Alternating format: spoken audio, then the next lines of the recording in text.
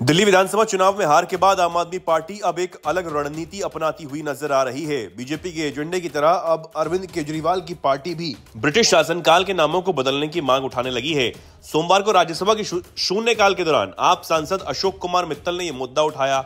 उन्होंने कहा, भारत को ब्रिटिश शासन के दौरान 200 सालों तक अत्याचार सहना पड़ा, लेकिन स्वतंत्रता के 70 से अधिक वर्ष बाद भी कई हाईकोर्ट, सड़कें, अस्पताल, विश्वविद्यालय और ऐतिहासिक इमारतें अंग्रेजों के नाम पर बनी हैं।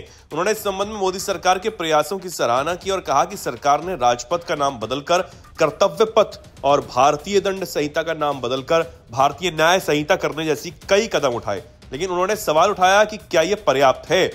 अशोक कुमार मित्तल ने संसद में कई महत्वपूर्ण संस्थानों का उल्लेख किया जिनके नाम ब्रिटिश युग से जुड़े हैं। बॉम्बे हाईकोर्ट, मद्रास हाईकोर्ट और कलकत्ता हाईकोर्ट अब भी ब्रिटिश काल के नामों में जाने जाते हैं।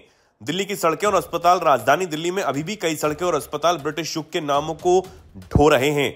प्रयागराज के संस्थान, मित्तल ने उल्लेख किया कि वो हाल ही में प्रयागराज महाकुंभ गए थे, जहां उन्होंने देखा कि शहर का नाम बदलकर प्रयागराज किया जा चुका है, लेकिन वहां का हाईकोर्ट अभी भी इलाहाबाद हाईकोर्ट, विश्वविद्यालय अभी भी इलाहाबाद विश्वविद्यालय और लोकसभा क्षेत्र अभी भी इलाहाबाद के नाम से जाना जाता है। केजरीवाल की पार्टी के सांसद ने यह भी कहा कि वो राज्य सरकारों को पत्र लिखकर अनुरोध करेंगे कि ब्रिटिश युग के नामों वाले भवनों और संस्थानों का नाम बदलने की प्रक्रिया शुरू करें। इसके साथ ही उन्होंने संसद में यह सुझाव भी दिया कि एक संसदीय समिति गठित की जाए जो ब्रिटिश काल के नामों वाले संस्थानों की पहचान कर सके और उनके नाम बदलने की सिफारिश करे।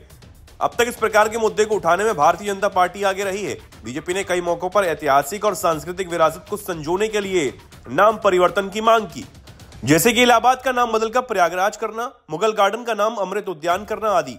अब आप भी इसी राह पर चलती नजर आ रही हैं। आम आदमी पार्टी का यह कदम राजनीतिक विश्लेषकों के बीच चर्चा का विषय बन चुका है। क्या यह बदलाव दिल्ली विधानसभा चुनाव में मिली हार के बाद एक नई रणनीति का हिस्सा है? क्या आम आदमी पार्टी अब अपनी विचारधारा को और अधिक राष्ट्रवादी बनाने की कोशिश कर रही है? वहीं कांग्रेस की पंजाब इकाई के नेताओं ने मंगलवार को दावा किया कि आम आदमी पार्टी पंजाब के लोगों के सामने अपने झूठ और झूठे वादे के चलते बेनकाब हो चुकी है। आगामी विधानसभा उपचुनाव में कांग्रेस अरविंद केजरीवाल के नेतृत्व वाली पार्टी को हरा देगी।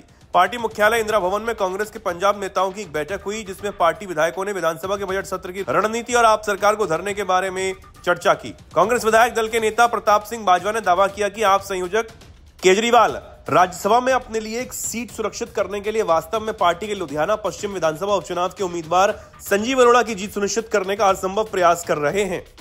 उपचुनाव जीतने पर अरोड़ा को उच्च सदन से इस्तीफा देना होगा।